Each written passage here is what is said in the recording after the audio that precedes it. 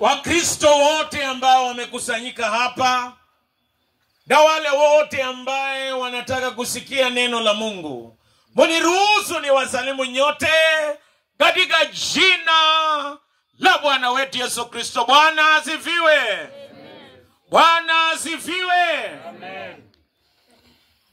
Kwa hii maisha ambaye tunaishi, ni rahisi wakati mwingi kuchoka, hata kusumbuka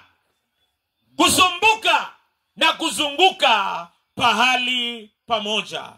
Leo nataka nihubiri kuhusu mtu mmoja aliitwa Musa.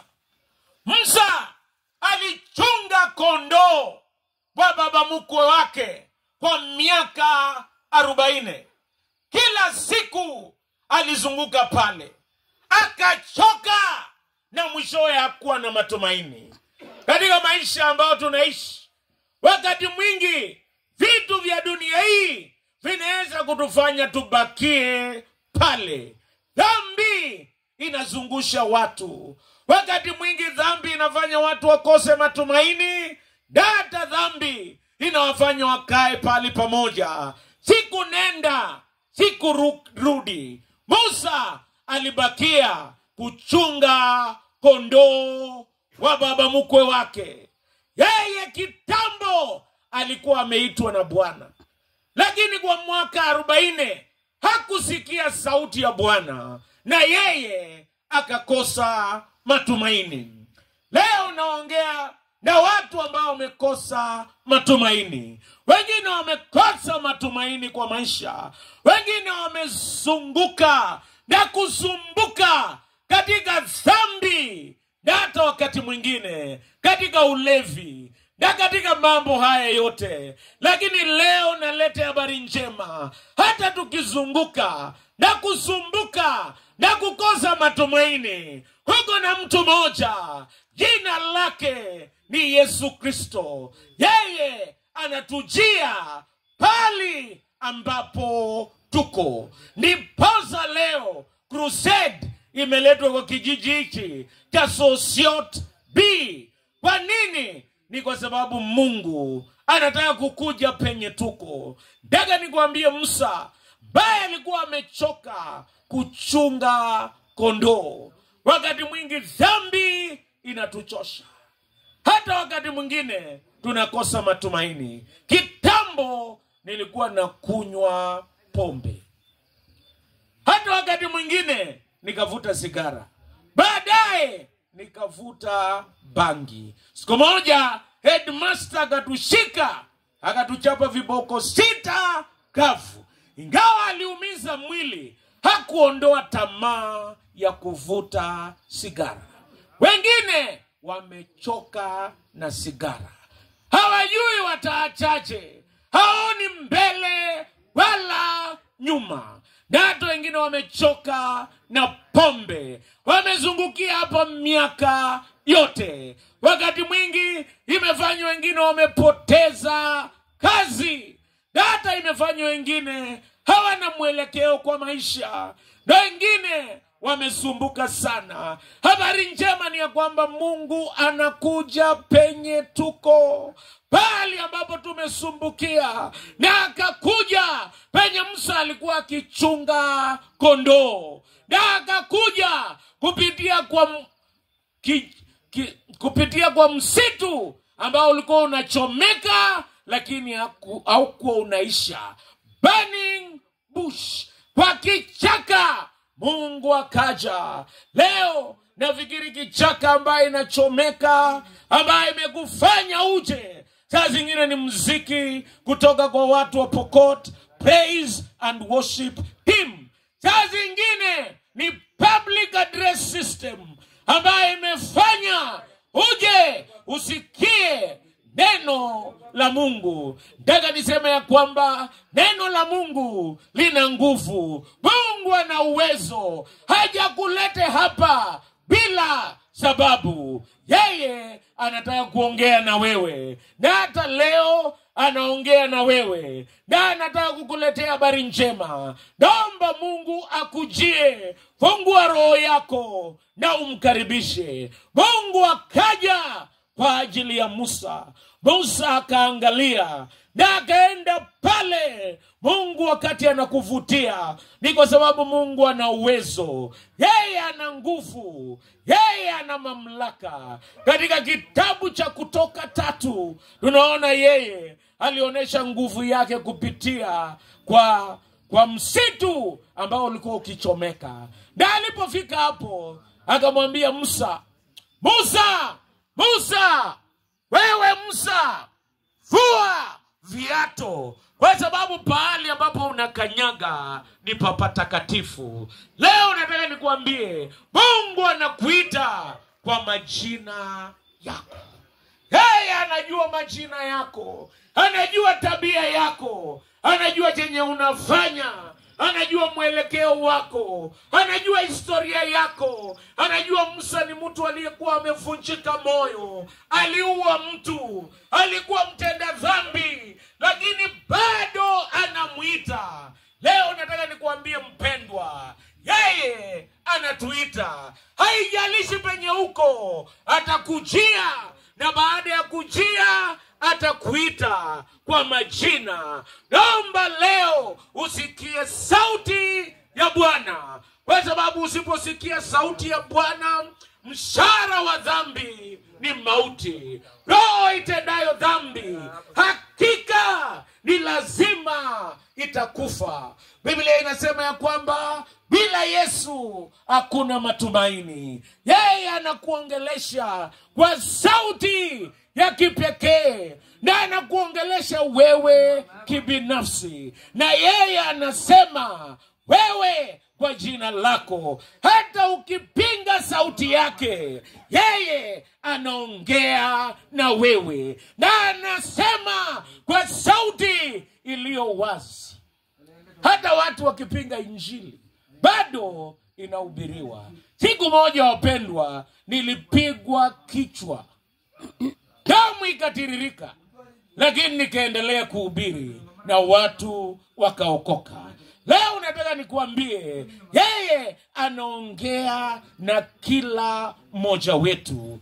Yeye anaongea kwa sauti, na anasema, Musa ama Kibet au Kipchumba, sikia neno langu. Ukitubu na ubadilishe maono yako na matendo yako, maisha yako yatapona. Leo nataka nikwambie, Mungu anaongea pamoja nawe. Kitu cha pili, akamwambia vua viatu. Pahali ambapo unakanyaga ni pahali patakatifu. Viatu mingi ambayo tunabeba inafananishwa na dhambi, wakati mwingine na uongo, ulevi, usharati, uchafu, uadui, ugomvi, wivu, fitina, faraka, uzushi, ulafi, ulevi na mambo ambayo yanafanana na haya. Paulo anaandika, nawaambia kama vile nilivyokwisha kuambia, mtu atendayo mambo haya hata urithi ufalme wa Mungu. Vua viatu. Pahali ambapo unakanyaga ni pahali patakatifu. Musa akasikia sauti ya Bwana, akatii, akatoa viatu, na yeye akamwendea Bwana. Bwana akamuuliza, una nini mkononi? Yeye akasema, niko na fimbo. Akatupa chini, ikageuka kuwa nyoka. Akamwambia, wewe ni nani unaongea na mimi? Akasema, mimi ni Mungu ambaye ndio yule jana, leo na hata milele. Mungu ambaye anatuita ni Mungu mkuu. Yeye ni Mungu ambaye ndio yule jana, leo na hata milele. Jina lake ni Yahweh. Ni Mungu ambaye anasamehe watu dhambi. Yesu alisulubiwa na wezi wawili. Wa kwanza alimtusi Yesu, Akasema kama wewe ni mwana wa Mungu, jiokoe na uniokoe pia mimi. Wa pili akasema unamtusi na ujui yeye amesulubiwa, hana makosa. Akasema Yesu nikumbuke. Na Yesu akasema amini amini nakuambia, hivi leo utakuwa na mimi paradiso. Yeye Mungu ambaye ndiye yule, ni Mungu anasamehe watu dhambi. Kwenye msalaba wa Yesu Kristo unaweza amua kuwa kama mwizi mwenye alimtukana Yesu, ama mwenye alimwambia Yesu unisamehe. Leo hapa kwa mama wetu ambaye ametukaribisha ili tuhubiri injili, je, utakuwa kama yule ambaye alisema Yesu nikumbuke, ama utamtukana? Je, unajua watu watapoteza mbinguni na mita moja, hatua kutoka kwa roho mpaka kwa moyo. Mambo haya unajua kwa roho, unajua kwa kichwa, na haiko ndani ya roho yako. Huyu mwizi, ingawa alikuwa mita moja kutoka kwa Yesu, hakurithi ufalme wa Mungu. Naomba ya kwamba yule Mungu ambaye anatuita ni wa kusamehe dhambi zetu. Jambo la pili ni Mungu wa kubadilisha. Mimi nilikuambia nilikuwa na kunywa pombe.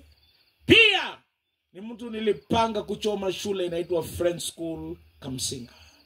Historia yangu ilikuwa ni mbaya, lakini Mungu ambaye tunamtumikia anabadilisha watu.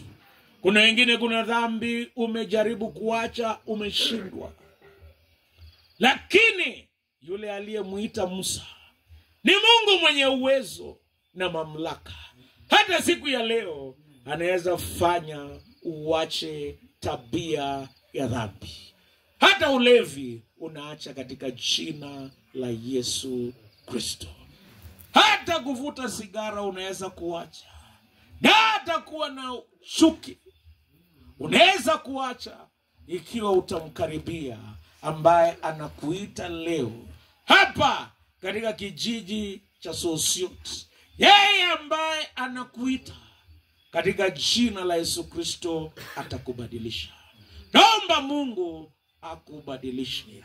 Jambo la tatu, huyu Mungu ambaye anaita watu ni yeye ambaye anaponya watu. Ulikuwa na mama moja ametokwa na damu miaka 12. Yeye hakuwa na matumaini, alizunguka katika hiyo dhambi. Mpaka siku moja akajua Yesu anapita. Na yeye akasema, nikiguza mavazi ya Yesu Kristo nitapona. Nataka niwaambie wapendwa, alitumia pesa kwa waganga.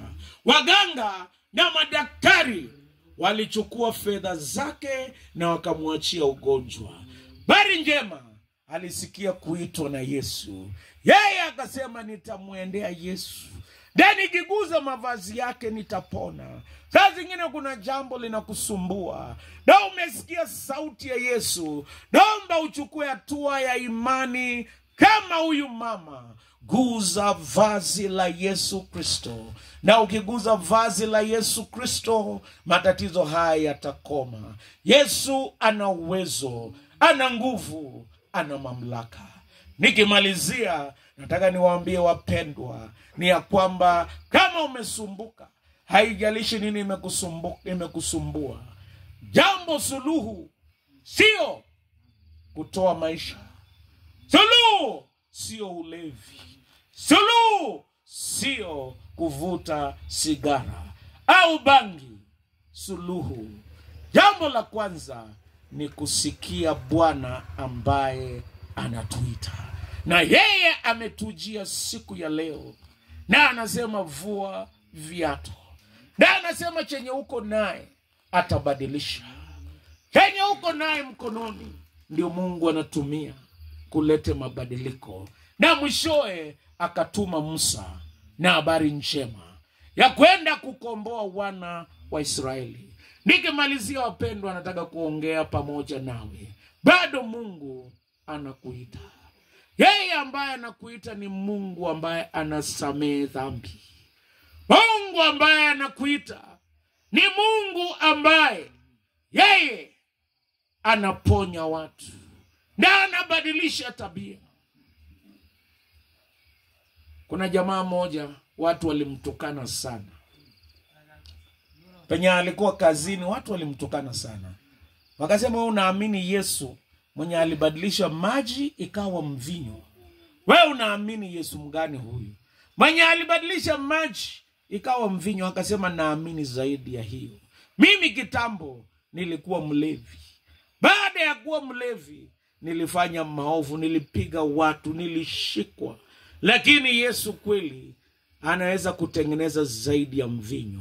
Kutoka kwa mlevi nimejenga nyumba. Kutoka kwa mlevi nimebadilika, watoto wangu wamesoma, na najua Yesu anaweza kukubadilisha. Kubali uitwe na Yesu, naye atende jambo jipya. Ukiwa mgonjwa, yeye akuponye. Nataka kuomba pamoja nawe nikimaliza.